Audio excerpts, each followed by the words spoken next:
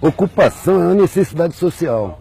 Nós estamos num estado criminoso, que sabota a educação, sabota a saúde, dominado por empresas, tem uma estrutura escravagista mantida. Na minha opinião, a gente nunca viveu numa democracia, isso aqui nunca foi uma democracia. A República foi proclamada pelos banqueiros, que tinham vontade de ocupar o lugar da nobreza e ter aqueles luxos e privilégios, mas que não conseguiam porque não tinham sangue azul. Então eles armaram a proclamação da República para ocupar o espaço dos nobres e tiveram cuidado de manter a mesma estrutura. Então é preciso manter a ignorância da massa.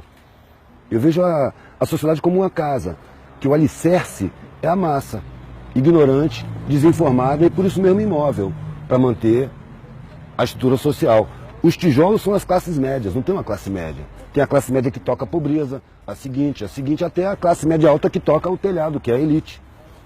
E a elite também está pressionada, porque existe a comieira, é na comieira que está o poder da sociedade. Não nessa gerência, governo para mim é gerência, não é governo. Eu não reconhecia o PT como governo. Era um capataz mais camarada, que jogava os colchonetes para o povo, deixava cair umas migalhas. Só que eles não estavam preparados ou não tinham consciência do que as pessoas que não têm nada são capazes de fazer com migalhas. Então hoje está havendo uma comunicação da academia com a periferia que nunca houve. Esses buraquinhos que foram abertos na universidade para enfiar um punhado de pobre só para ficar bem na foto internacional, esses buraquinhos estão levando vivência de base para dentro da academia, que nunca teve vivência de base. E ao mesmo tempo está levando conhecimento acadêmico para a periferia, porque ao contrário do que se pensava, o periférico que chega na academia, ele não quer esquecer a periferia. Ele tem um vínculo afetivo muito grande, que os de cima não sabem como é. Eles têm condição de viver isoladamente, cumprimentar o vizinho, bom dia, como vai, à distância. O periférico ele convive parede de meia, ele sabe o problema pessoal do vizinho. O vizinho está com fome, ele divide a comida dele. Então isso cria um vínculo que os de cima não percebem. O cara da academia, ele quer levar o conhecimento para a rapaziada dele.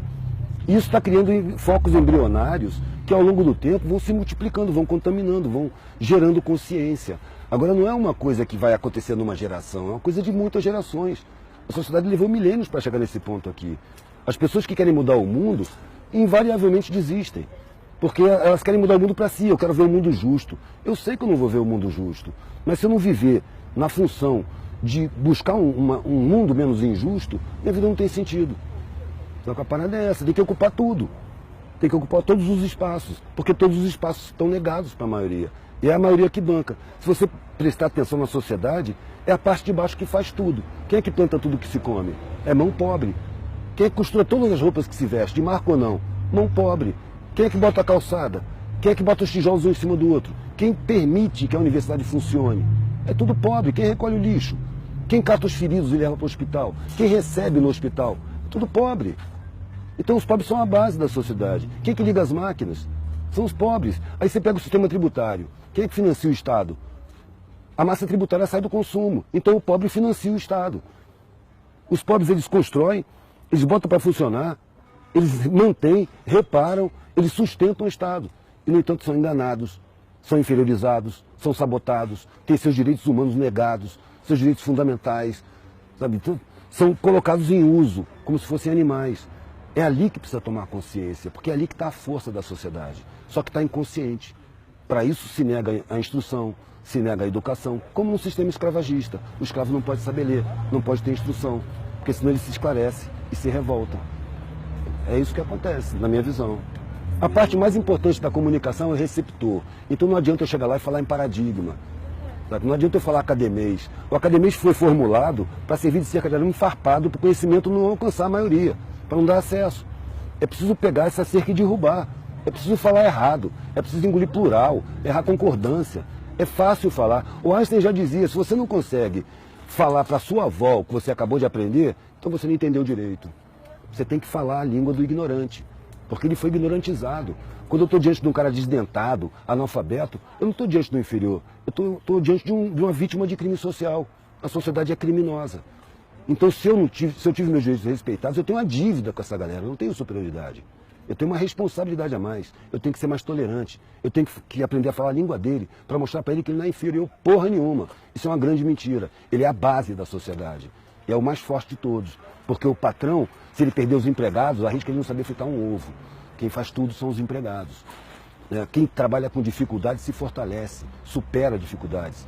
Quem tem muita facilidade não supera dificuldade, precisa de alguém para superar para ele.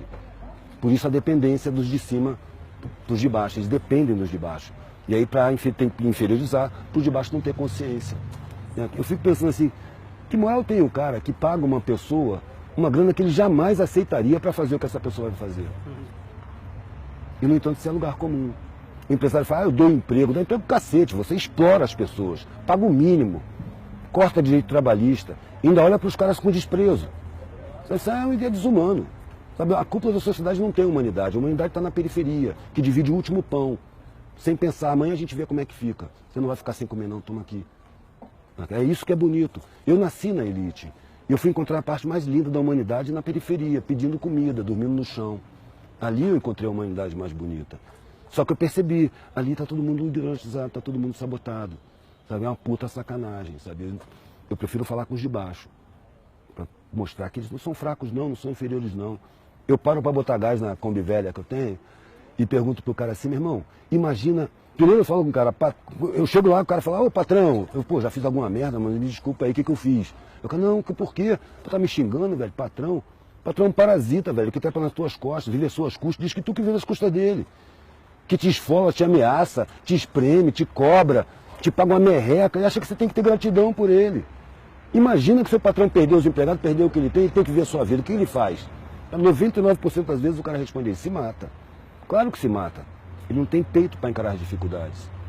Ele só encontra facilidade, facilidade fragiliza. É a dificuldade que fortalece. Então os mais fortes eles estão inconscientes. É preciso mostrar para os mais fortes que eles são, que eles não sabem. A sociedade não deixa eles saberem. Tá bom? Tá lindo, meu Deus.